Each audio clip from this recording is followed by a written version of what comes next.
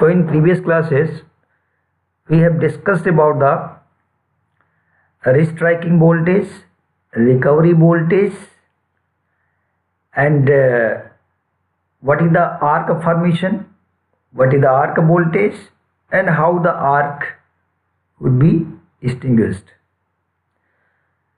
So this restriking voltage is nothing but it is called high frequency transient oscillations which develop because the circuit breaker, and it is more dangerous because if we are unable to interrupt this restriking voltage to develop very high peak value, then it may damage to the circuit breaker and also it will restrike the arc again.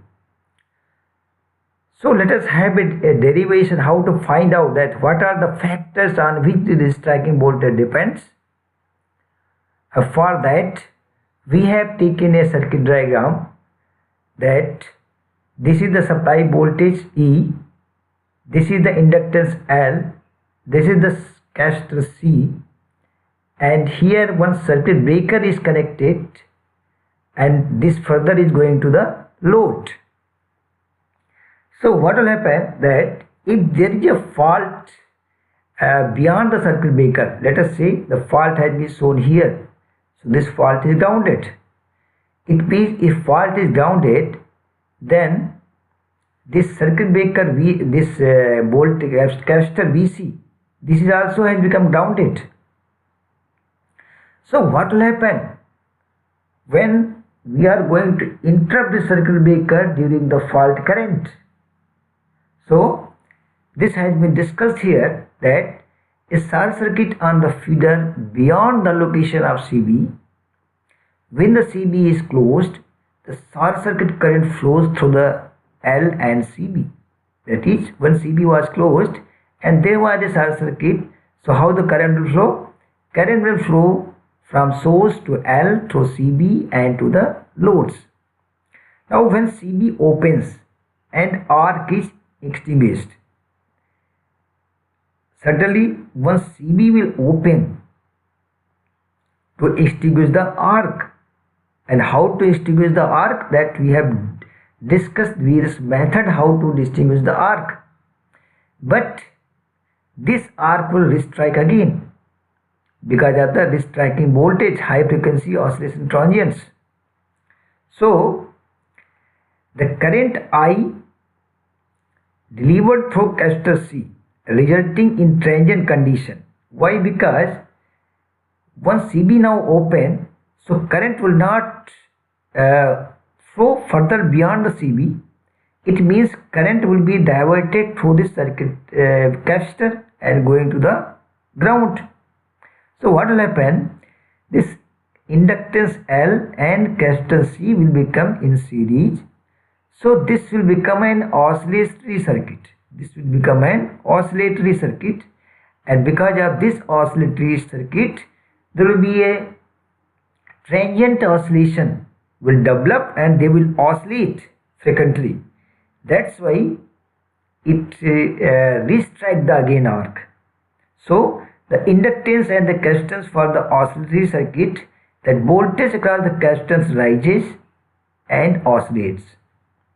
So at this condition, the frequency of oscillation is given by F1 is equal to 1 by 2 pi under root 1 by root LC.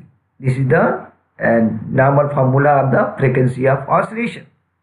And why it has been developed? Because there is a formation of LC, this is time circuit, oscillated circuit, and current is flowing from LC to the ground like this.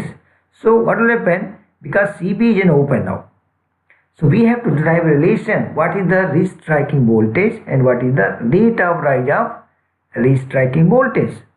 So let us go to the next slide.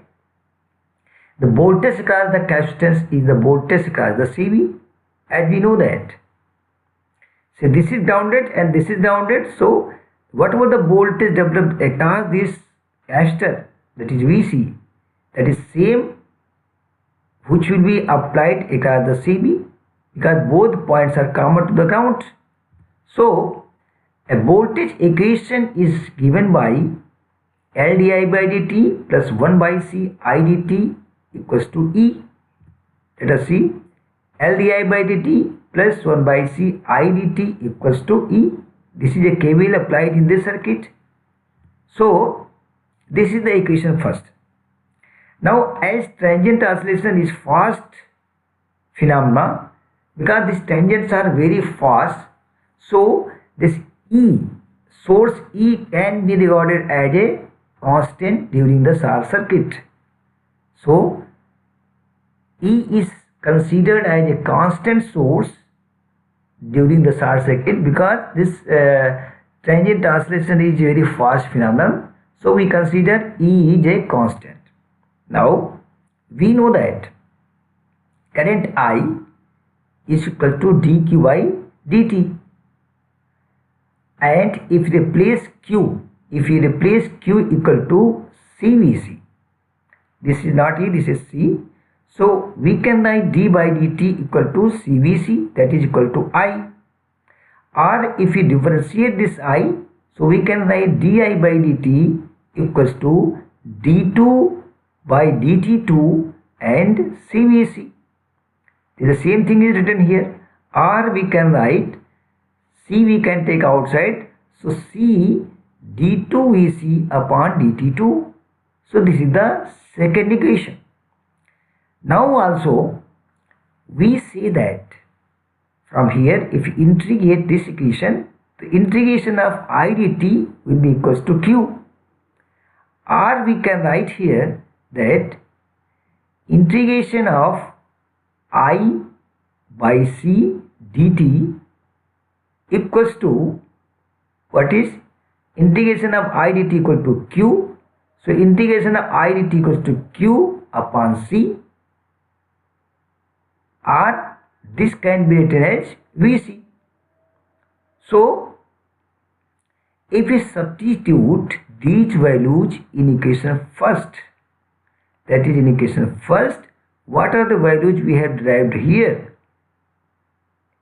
If we substitute these values in this equation 1, so what we can write here? Here L and di by dt. So di by dt is C d2vc by dt2. So here we have done L C d2vc by dt2 plus 1 by C I dt.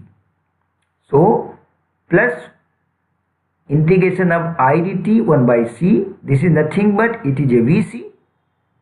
So we have written in place of this Vc, and E remains same as E.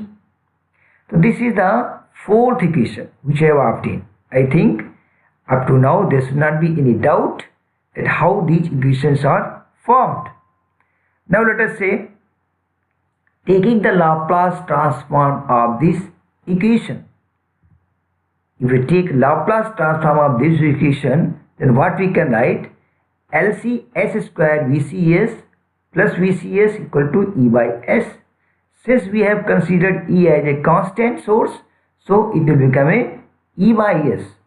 So this is the Laplace transform of this equation, that is LC s square VCS plus VCS E by S. Or we can write VCS equal to LC s square plus 1, that is equal to E by S. Further we can define it that VCS equal to E upon S, and this term 1 plus LC s square. Or if we take out LC outside this bracket, so we can write here E by LCS and S square plus 1 by LC. And we know that omega n equals to 1 by root LC. As here in the first slide only, we have calculated that Fn equal to 1 by 2 pi and 1 by root LC. So 2 pi Fn is nothing but it is omega n. So omega n will be equals to 1 by root LC. So same thing is written here, that is that omega n is equal to 1 by root LC, or omega n square is equal to 1 by LC. So now we can write VCS equals to 1 by LC equal to omega n square. So 1 by LC equal to omega n square we have written here. S remains same and E remains same, and rest S square plus 1 by LC is omega n square. I think it is clear to you. We have substituted the value of 1 by LC equal to omega n square. That's it. We have done in this equation. So our equation becomes VCS equal to omega n square E upon S into S square plus omega n square. Now this is the fundamental equation for which we can take the inverse Laplace transform. So if you take the inverse Laplace transform, that is to become the VCT, so this will be omega n E upon S sin omega n t. Go to the inverse Laplace transform formulas which has been given. That is the same form. If you take inverse Laplace transform of this equation, then we get VCT equal to omega n E by S, and this will become sin omega n t. Or we can write here omega n E, and what is 1 by S? 1 by S nothing but it is integration. So if you remove here 1 by S in terms of integration, so we can write 0 to t sin omega n t, or omega n E, and if you integrate this equation, we can write minus cos omega n t upon omega n, and limit is 0 to t. Now put the value of these limits, so we can write here omega n will be cancelled out. So VCT will be E times 1 minus cos omega n t, or we can write E 1 minus cos t by root LC. Omega n is written here 1 by root LC. So finally this is the equation of the wrist tracking voltage. VCT is the wrist tracking voltage which has been termed out a value of E times 1 minus cos t by root LC. Now what will be the maximum value of this VCT? So to find out the maximum value of this VCT, a derivative of this equation must be equal to 0. That is, d by dt of VCT must be equal to 0. So if we take d by dt of VCT, this equation, so we can write here 1 by root LC sin t by root LC equals to 0. If we take a derivative of this equation, so we can write here 1 by root LC sin t by root LC equals to 0. Or we can write here t equals to pi root LC, because if you equate 0 in terms of sine, so this will become sin pi, and then t by root LC will become equal to pi, so t will be equals to pi root LC. So we can write here in this formula that VCT equal to E 1 minus cosine of t value, that is pi root LC upon root LC. So root LC will cancel out. So what will become? VCT equal to, this will become cos pi, and cos pi is nothing but it is a minus 1. So minus will become plus, so it will be 2 E peak. So what is VCT? VCT is nothing but the maximum value of VCT is twice of the E peak. E means source voltage, it means that is the twice of that value will appear across the circuit breaker. That is the maximum value. This is called the restriking voltage. So up to now we have found out what is the restriking voltage and what is the maximum value of restriking voltage. Now we will find out the rate of rise of restriking voltage. So let us see the rate of rise of restriking voltage. That already we have found out this equation, that rate of rise of restriking voltage will be, if we take a derivative of this equation, that is E times 1 minus cos omega n t, that is E times 1 minus cos omega n t. This is the restriking voltage, and to find out the rate of rise of restriking voltage, we have to take derivative of this. Same thing is here written here, that is derivative of E times 1 minus cos omega nt. This is called the rate of rise of restriking voltage or triple RV. So if we take derivative of this, then this will become minus, we take outside minus sin omega nt and omega n e, or minus minus will become plus. So we can write here omega n e sin omega n t. This is the rate of rise of restriking voltage. So now we have to find out the maximum value of rate of rise of restriking voltage. So RRV maximum will be omega n e, because this condition will be that sin omega nt must be equal to 1. So this will become omega n e, or we can write here omega n and e will be e peak. So triple RV maximum will be E maximum, and what is omega n? That is 1 by root LC. So E maximum 1 by root LC, that is the rate of rise of restriking voltage. Now as you have seen that to find out the peak value of rate of rise of restriking voltage, this part sin omega nt must be equal to 1. So if sin omega nt equal to 1, what is 1? 1 is nothing but this sin pi by 2.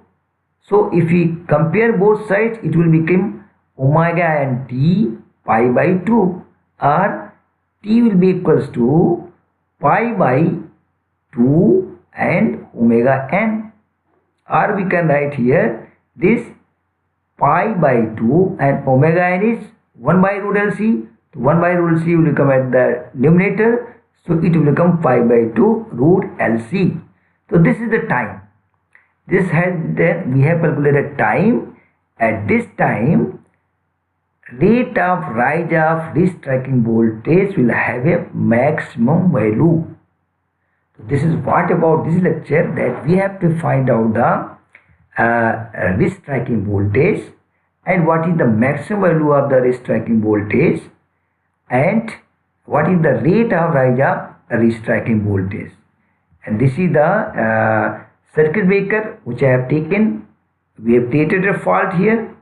So we have considered that in line there is a inductance L, and between line to ground there is a capacitor C is connected.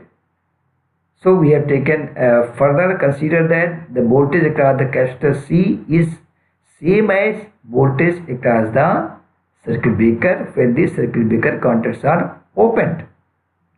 And once the circuit breaker contacts are open, then current will flow from LC to this VC, and we will apply the KVL across this circuit. That is how we have found out the restriking voltage and the RRV, or that is called the rate of rise of restriking voltage. This was overall about this lecture.